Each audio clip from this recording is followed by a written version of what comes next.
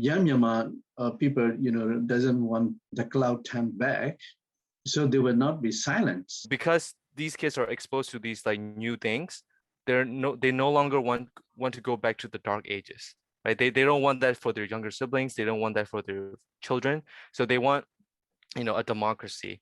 Looking forward, when you talk with, people on the ground in Myanmar, like what is the hope for the future? So I was born in Burma, and then I grew up under, an education system, taught by controlled by the military dictatorship. So it was also a military dictatorship back then until like around like 2010, 2015-ish. So when in our classrooms, basically they inhibit critical thinking and creativity. And even like essay questions, for example, they will like have a, like an essay prompt, right? And then the teacher will like write down the government approved response on the blackboard. And then we copy it down word for word and we memorize it. And then we know that that question is going to be on the exam. And so we then rewrite it word for word. And if you like, let's say they miss a comma or something, then you lose a point, right? So that kind of education system where like you're not really, encouraged to think. You're not really like, push or empower to, have your own kind of thinking, right? So people don't want to go back to that. And then the other thing is, in terms of electricity, in terms of power outages, right? So when I grew up with power outages all the time, like every other day, or even like, 4 or 5 days out of the week. And that's because the military government, basically what they do is that they would try to conserve some of the power so that they can sell it to other countries or other, companies for profit. And then they would, the kids of the military members, they would have electricity every single day. They would, and Burma is a tropical country, so it's really hot during the summertime. So like at night, they would like have air conditioning and everything. But we sleep, we sleep with like a handheld fan like this, and then we go to bed, right? So like people don't want, their kids to like, go back to, that kind of time, right? And then the other thing is that during that 5 years, like from 2015 to 2020, those 5 years, there was a lot of education reform. Like in Burma, like we, the kid, not me, but like the kids, they started learning about a lot of things that we hadn't learned before. They started learning about critical thinking, creativity, and all that. They even learn about, sex education, which is an important, part of the curriculum.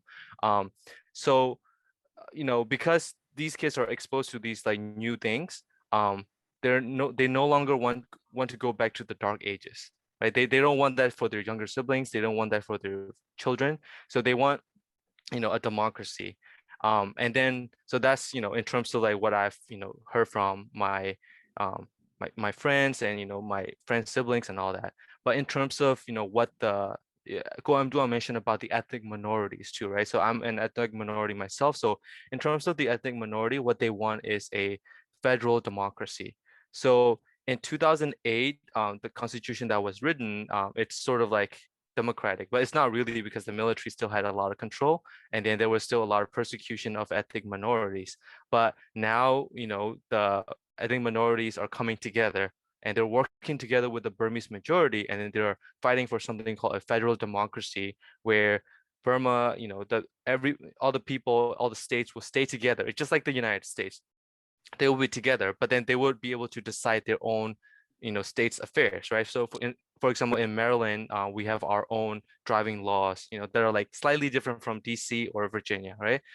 In terms of education, our curriculum is slightly different from, not everything is centralized. Basically, we have our own, every state has their own say, right? So they want that kind of democracy where every state, every ethnic group can have their own take in governance. So the parents and the grandparents today, young people know that what is like back then, and the bitter the experience has been recounted to their children and grandchildren. Young Myanmar people doesn't want the cloud turn back, so they will not be silenced. So that so there one example, the one the 19-year-old the Taekwondo champion and the dancer Chal Sin, and also known as the Angel, was wearing "Everything Will Be Okay" shirt when securing forces gunned her down. So in Mandalay. So thousands of young people like her continue to stand on the street each day. So full of defend opposition, and they face the military and they courageously demand the country they want and deserve. So, even the UN Secretary General Antonio Guterres has stressed there is only one way forward. So the security force must stop the violence. The general must return the Myanmar to the democratic pathway, respecting the results of last year election. So, and the political prisoner must be free. That will be our hope for the future. And then only, there be progress on the reform to deliver kind of like the fair economic development and human rights, including freedom of movement, including the right of the safe return for the refugee and citizenship, and on controlling of the spread of the virus. Now the pandemic happening, and so the people are dying not because of the pandemic, but because of the military coups.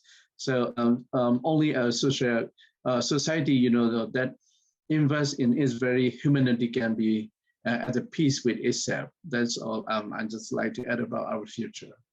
Hey, thanks so much for watching a short segment of Listen to Understand. To watch more videos like this, click one of the 2 thumbnails below.